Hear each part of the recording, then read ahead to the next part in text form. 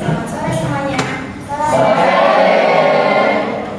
Alhamdulillah ya, pada hari ini tanggal 6 November 2024 kita masih bisa bertemu di mata kuliah pembelajaran IPA untuk MI. Nah, pada hari ini kebetulan kita akan membahas terkait dengan keterampilan proses dalam pembelajaran IPA. Ini menulis.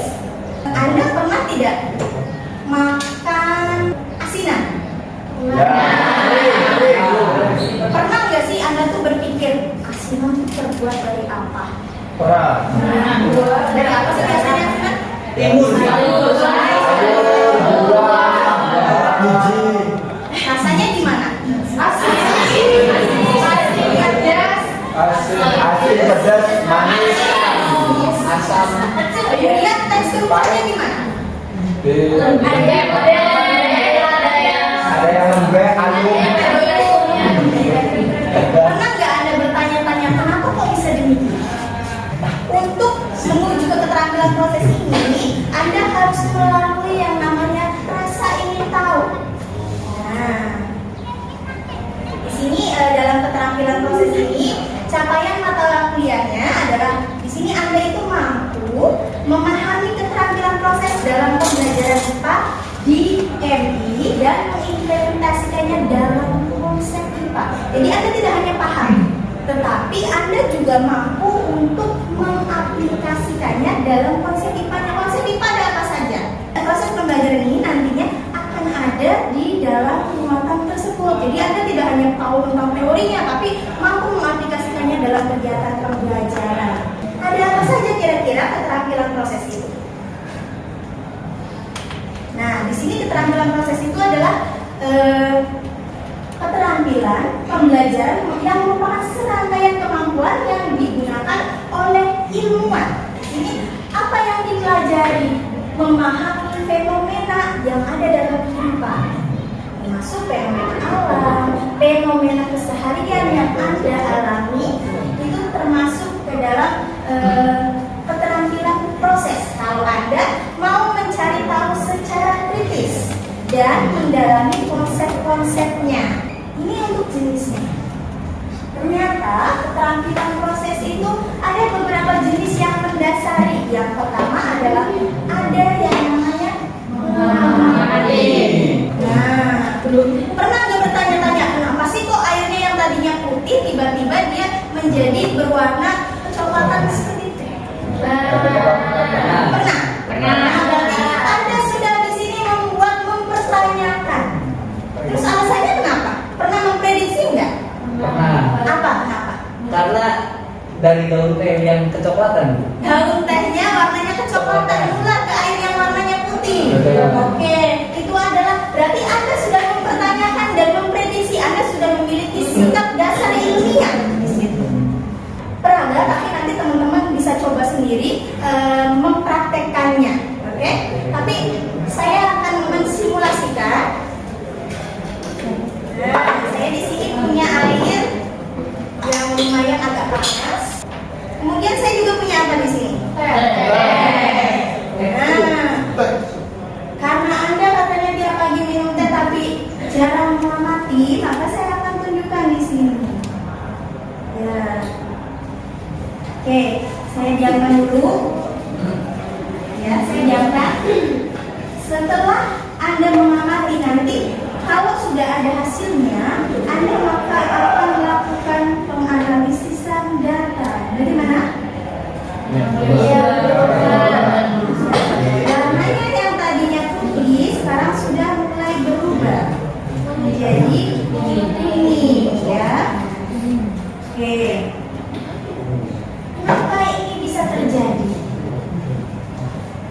Anda akan mulai menganalisis data dan informasi yang Anda temukan.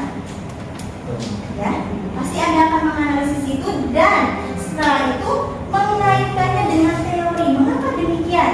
Nah, setelah itu baru Anda melakukan evaluasi dan juga merefleksikannya. Mengapa teh ini larut dalam air panas dan warnanya yang tadinya bening tercampur sehingga menjadi kekuningan. Nanti di sini Anda akan menarik kesimpulan dan Anda akan mempresentasikannya. Itu adalah suatu keterampilan proses. Jadi kalau Anda sudah melakukan ini semua berarti Anda itu memiliki keterampilan proses. Nah, masalahnya adalah bagaimana keterampilan proses ini diterapkan untuk pembelajaran siswa sekolah dasar, siswa madrasah ibtidaiyah. 4, 5, 6. Itu sudah ada pembelajaran pas dengan bentuk konsep yang sederhana. Nah, ini nanti dari aspek mengamati. Mengamati itu adalah proses menggunakan seluruh panca indera yang kita miliki untuk mengumpulkan data tentang objek atau fenomena. Nah, misalnya adalah fenomenanya perubahan warna air karena teh. Misal, ini kata contohnya saya bawanya itu. Ya, jadi Anda menggunakan indera Anda. Inderanya dari indera apa? Indera perasa Anda dengan merasakan, oh airnya pakai air panas nih. Karena kan pembelajaran untuk peserta didik tingkat sekolah dasar itu harus kontekstual. Ya, makanya Anda harus bawa contoh nyatanya. Kalau Anda hanya menggambarkan, mungkin mereka tidak dapat menangkap konsepnya. Nah, kemudian mempertanyakan atau memprediksi. Mempertanyakan itu adalah kemampuan untuk mengajukan pertanyaan-pertanyaan tadi. Oke, proses ini ternyata juga selain memiliki keunggulan tadi bahwa peserta didik itu dapat melakukan kegiatan secara langsung, keterampilan berproses ini juga memiliki kelemahan lainnya. Ya, jadi dengan pembelajaran yang seperti ini mereka tuh dapat berpikir kritis. Tapi ada kelemahan lain yang muncul, yaitu adalah membutuhkan waktu yang relatif lama. Kenapa? Biasanya kan Anda cuma ngajar konsep, mau anaknya paham, mau tahu, mau enggak, yang penting itu udah mereka lakuin kok dalam kehidupan sehari-hari. Mereka misalnya ibunya suka bikin teh, tahu teh seperti apa. Jadi, nah sekarang mari kita coba aplikasikan keterampilan proses pembelajaran IPA ini pada sebuah konsep. Di sini contohnya konsep yang gampang dan ada di sekitar kita, yaitu adalah konsep difusi dan osmosis. Nah, nanti teman-teman silahkan bisa dibuat kelompoknya menjadi 4 kelompok. Setelah itu Anda membuat pertanyaan prediksi atau hipotesis. Mengapa misalnya pickle itu lembek, kemudian rasanya asin ketimbang timun yang segar. Kemudian Anda merencanakan kegiatannya. Bagaimana kegiatan praktikum yang akan Anda lakukan?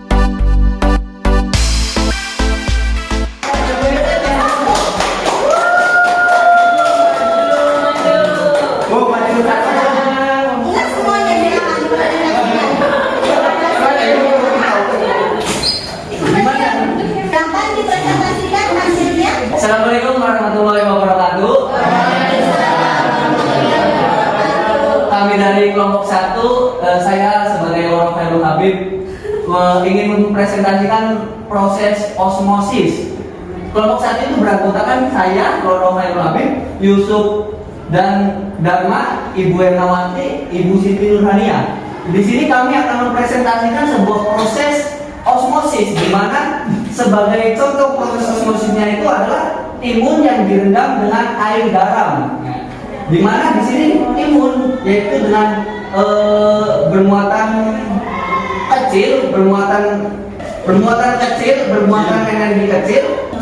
Zat timun sebagai zat kecil itu mengeluarkan air yang berkonsentrasi kecil bergabung dengan air garam yang berkonsentrasi zat tinggi gitu. Jadi osmosis itu adalah suatu proses di mana timun setelah timun mengeluarkan air untuk bergabung dengan air garam, timunnya akan menjadi lembek gitu. Jadi itu yang dinamakan dengan proses osmosis.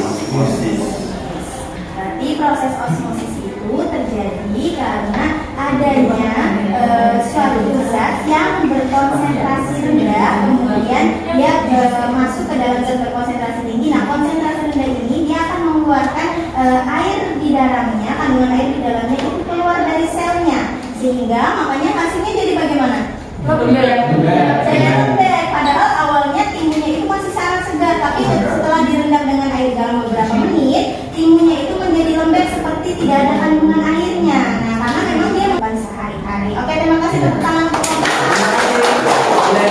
Assalamualaikum warahmatullahi wabarakatuh. Kami dari kelompok 4, saya sendiri Helena Sari, samping saya Ani Mamuliada, Rinduan Esti, Iza Tenani, Samping Farisa. Nah, di sini kami akan mempresentasikan tentang proses yang namanya difusi. Adanya pencampuran dari zat yang konsentrasinya tinggi itu tehnya. Nah, terus ada itu yang namanya proses difusi. Pencampuran zat yang konsentrasinya tinggi itu teh dan zat yang konsentrasinya rendah yaitu air main. Kalau tadi kan konsepnya dia malah jadinya lembek ya, karena dia airnya keluar ke lingkungan. Kalau ini air dari lingkungannya masuk ke dalam ya.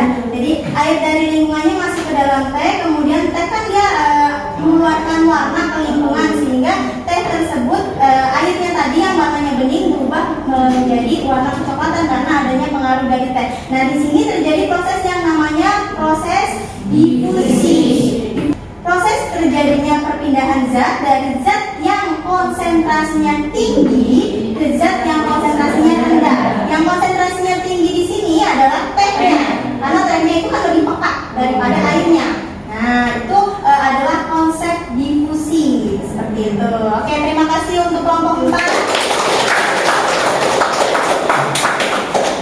Pada konsep lain pun Anda dapat mengajarkan dan memilah. Nah, nanti untuk pertemuan berikutnya Anda silakan pelajari tentang capaian pembelajaran kurikulum merdeka. Jadi Anda pelajari capaian pembelajaran kurikulum merdeka untuk fase B dan C.